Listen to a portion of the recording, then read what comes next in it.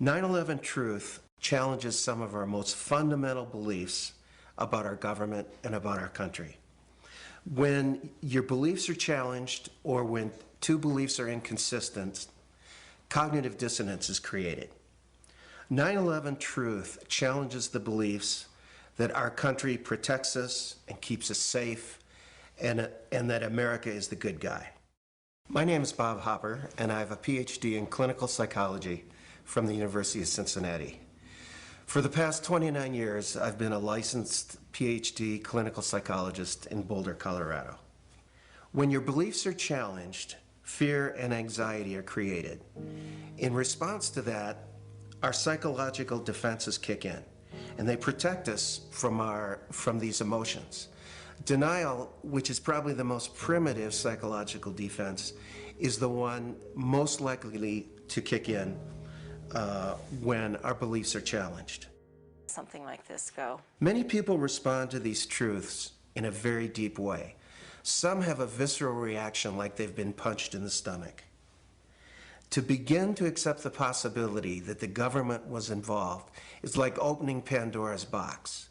If you open the lid and peek in a little bit, it's going to challenge some of your fundamental beliefs about the world. Well, here are a few of those spontaneous initial reactions to hearing the contradictory evidence about 9/11. I don't want to know the truth, or I'd become too negative and psychologically go downhill. I'm not sure I want to know. If this is true, then up would be down and down would be up. My life would never be the same. Fran, I refuse to believe that many Americans could be that treasonous. Someone would have talked. But these are beliefs. They are not scientific facts.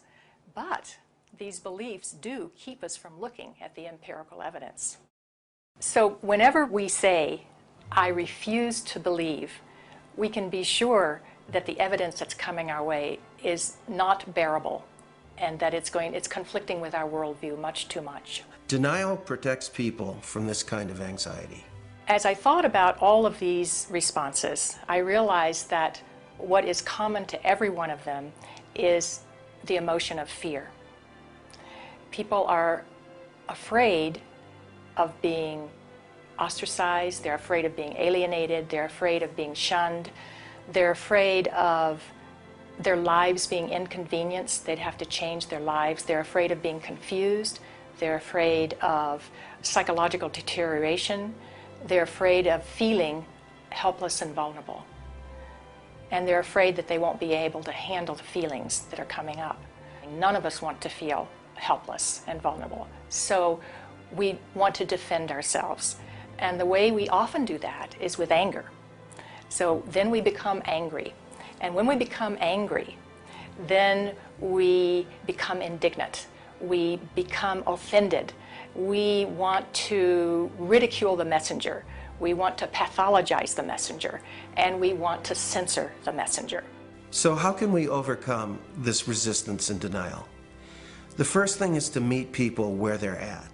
So we need to understand that questioning is patriotic. Questioning is what we're supposed to do as citizens. That's our duty. When we come to the national level, when something like 9/11 happens, we need to be sure that we have a real investigation into who the perpetrators are, and then we need to be sure that those perpetrators are held legally accountable. It's part of the healing process on the individual level as on the collective level.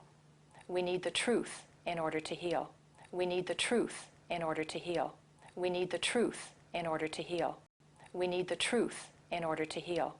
We need the truth in order to heal.